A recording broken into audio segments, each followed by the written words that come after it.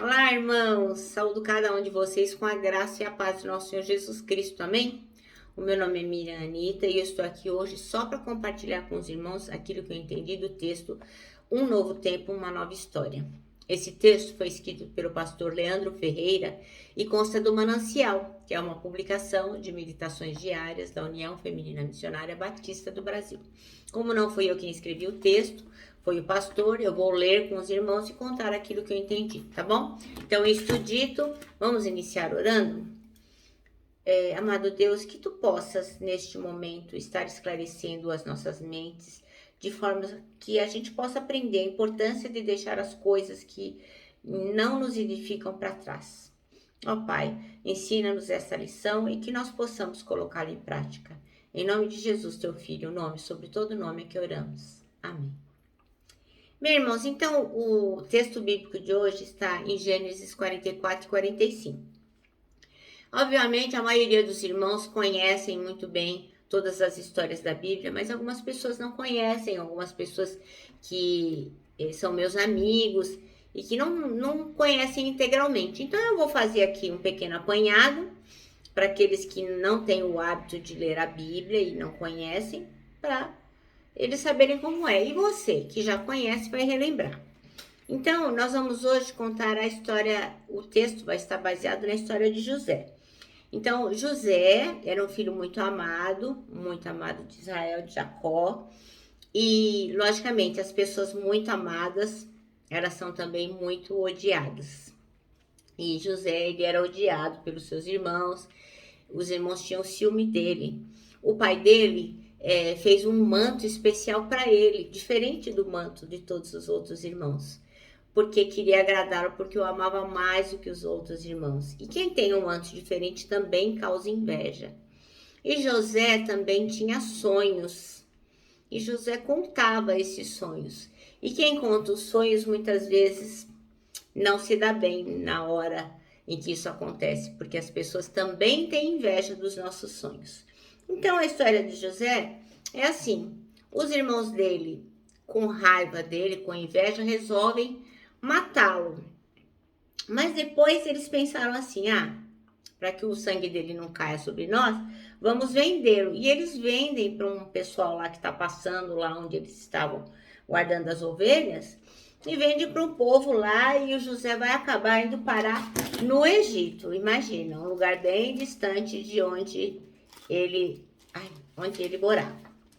Aí depois ele vai se desenvolvendo, ele é comprado por um homem chamado Potifar. Potifar leva ele para a casa dele e ele vai sendo abençoado por causa de José. Tudo que José punha a mão era bênção e ele foi sendo abençoado. Mas a mulher de Potifar botou os olhos pidonho no José e ele não quis adulterar com a mulher. Ele achou que aquilo era contra os princípios divinos e a maior sacanagem com o patrão dele.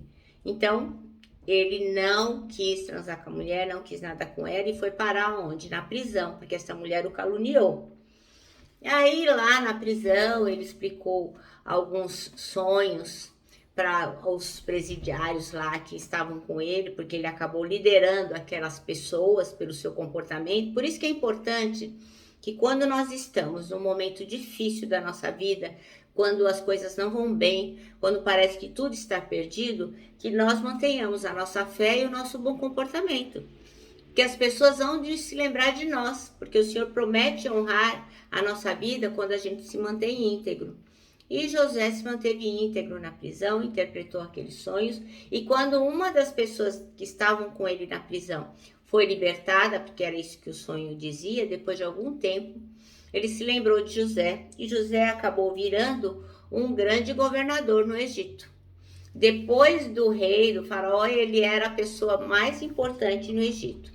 Bom, e aí começou uma grande fome por toda a terra, não tinha comida, só que José tinha previsto isso através do Senhor, que lhe deu um sonho, e ele sabia que ia ter a fome, então ele guardou comida para o Egito e todas as nações iam comprar lá com ele. E aí o que aconteceu? Os irmãos de José também foram comprar comida, mas não sabiam que o irmão deles agora era o governador do Egito. Então agora começa a nossa leitura de hoje, Gênesis, capítulo 44 e 45, que eu vou ler salteando, para não ficar muito comprido, tá bom? Bom, então José vendeu comida para os irmãos, para que eles pudessem voltar para a terra deles, e vendeu comida para eles. Aí, o que José fez? Depois que eles comeram, que eles iam voltando para a casa deles, o José deu para o administrador da casa a seguinte ordem: encha de mantimento os sacos que estes homens trouxeram, o quanto puder carregar, e ponha na boca dos sacos o dinheiro de cada um. Então, ele estava devolvendo o dinheiro que eles pagaram pela comida. E na boca do saco de mantimentos que pertence ao irmão mais moço, que era o Benjamim, o outro irmão mais amado do pai deles, põe o meu copo de prata junto com o dinheiro que ele pagou pelo seu mantimento. Porque José estava fazendo uma pegadinha. Ele queria saber da integridade agora dos seus irmãos, se eles eram realmente pessoas que mereciam serem ajudadas. E aí o administrador fez tudo o que eles pediram e eles foram embora. E quando eles foram embora, José mandou o administrador ir atrás dele. Aí o administrador falou assim: por que vocês roubaram o copo de prata do meu patrão? Ele usa esse copo para beber e para adivinhar as coisas. Vocês cometeram um crime. Porque José tinha mandado colocar o copo de prata no saco de Benjamim. Aí eles não entenderam nada, né, os irmãos de José, e falaram: por que o senhor está falando desse jeito? A gente não seria capaz de fazer uma coisa dessa. Nós lhe trouxemos de volta do país de Canaã o dinheiro que encontramos na boca dos sacos de mantimentos de cada um de nós. Então, por que iríamos roubar prata ou ouro da casa do seu patrão? Aí os irmãos dizem assim: se o senhor encontrar o copo com alguém, com algum de nós, essa pessoa vai ser morta e nós ficaremos seus escravos. Porque os irmãos de José tinham certeza que não tinham feito nada de errado. E eles tinham certeza que ninguém tinha roubado o copo de prata. Mas aí deu ruim, porque o copo de prata estava justamente no saco de mantimentos de Benjamim, que era o mais jovem e cujo pai não queria que ele fosse para o Egito de jeito nenhum. E aí, o que aconteceu? O homem disse que o único que iria ficar escravo era onde fosse encontrado o copo. Aí, o que aconteceu? Judá, o que depois virou a tribo de Judá, disse o quê? Que ele ficaria no lugar do irmão Benjamim, que jamais ele poderia ficar, senão ia matar o pai deles de desgosto. Aí ele diz assim: Judá respondeu: Senhor, o que podemos falar ou responder? Como podemos provar que somos inocentes? Deus descobriu o nosso pecado. Judá se conscientizou daquilo que ele tinha feito com José lá no passado. Aqui estamos e somos todos os seus escravos, nós e aquele com quem estava o copo. E José disse: de jeito nenhum, eu nunca faria uma coisa dessa, só aquele que estava com o meu copo é que será meu escravo. E aí Judá pede um favor para José, que é o de ficar no lugar dele. Bom, aí ele fica no lugar e José pede que eles voltem para buscar o pai. E ele ia ficar preso ali, Judá. Aí, o que aconteceu? Agora, Senhor, continuou Judá, se eu voltar para casa sem Benjamim, logo que meu pai perceber isso, vai morrer. A vida dele está ligada com a vida do rapaz, e nós seríamos culpados de matar de tristeza o nosso pai que está velho. E tem mais, eu garanti a meu pai que seria responsável pelo rapaz, e disse assim: se eu não lhe trouxer o rapaz de volta, serei culpado diante do Senhor pelo resto da minha vida. Por isso agora eu peço ao Senhor que me deixe ficar aqui como seu escravo em lugar de Benjamim, e permita que ele volte com seus irmãos. Como posso voltar para casa se o rapaz não for comigo? Eu não quero ver essa desgraça cair sobre meu pai. Então eles realmente estavam arrependidos. E aí o que acontece? José reconhece, né, que eles estavam realmente arrependidos, que mudaram de modo de agir, e ele conta quem é. Aí ele não conseguiu mais se controlar e pediu para os empregados saírem todos. E não ficou nenhum empregado ali. Aí José disse aos seus irmãos: eu sou José, o meu pai está vivo? Quando os irmãos ouviram isso, ficaram tão assustados que não puderam responder nada. E José disse: cheguem mais perto de mim, por favor. E ele continuou: eu sou seu irmão, aquele que vocês venderam a fim de ser trazidos para o Egito. Agora não fiquem tristes nem aborrecidos por vocês terem me vendido. Fui vendido para salvar as vidas que Deus me enviou na frente de vocês. Então Josué reconhecia que ele tinha ido para o Egito para salvar a vida de muitos.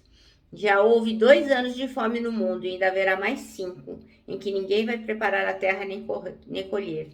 Deus me enviou na frente e a fim de que vocês, de um modo maravilhoso, que eu pudesse salvar a vida de vocês. Bom, e aí todos choraram, todos se emocionaram e ficou combinado o quê? Que eles voltariam para a terra deles e iriam buscar o pai deles. Então José abraçou seu irmão Benjamim, começou a chorar, e os filhos de Jacó fizeram isso, voltaram, né? José lhe deu carretas, como havia mandado mantimento para a viagem, também deu roupas novas para Benjamim, deu 300 barras de prata, 5 mudas de roupa. Para o pai, José mandou 10 jumentos carregados das melhores coisas do Egito, e 10 jumentos carregados de trigo, pão e outros mantimentos. E disse para eles não brigarem no caminho. E quando eles saíram do Egito, chegaram em Canaã, imagina, gente. Aí foram à casa de Jacó, seu pai, e disseram: José está vivo. Ele é o governador de todo o Egito. Nossa, isso é muito emocionante. Jacó quase desmaiou e não podia acreditar. Porém, quando lhe contaram tudo o que tinha dito e quanto viu as carretas que haviam mandado para levá-lo para o Egito, Jacó ficou muito animado e disse: já chega, o meu filho José ainda está vivo. Quero vê-lo antes de morrer. Bom, irmãos, o nosso versículo de hoje escolhido é o do capítulo 45, versos 4 e 8. Eu sou José, seu irmão, aquele que vocês venderam do Egito. Ele me tornou ministro do faraó e me fez administrador de todo o palácio e governador de todo o Egito. Então, quantas vezes, né, a gente se preocupa antes, quanto ao contrário, a gente devia simplesmente nos ocupar, estar ocupado com alguma coisa produtiva. E da mesma forma, quantas vezes nós pós-ocupamos, acabou a preocupação, mas a gente continua preocupada, pensando e revivendo questões que já ficaram lá no nosso passado. Isso é muito comum, né? A gente fica lá ruminando aquilo que já foi e ficar falando: eu devia ter falado isso, eu devia ter falado aquilo. Por que eu não agi desse jeito? Por que não foi daquilo outro? Já passou, gente. Então, o pastor aqui, Leandro, considera 2 questões sobre viver um novo tempo e uma nova história na vida de cada um de nós. Então, ele vai fazer essa consideração a partir da vida de José.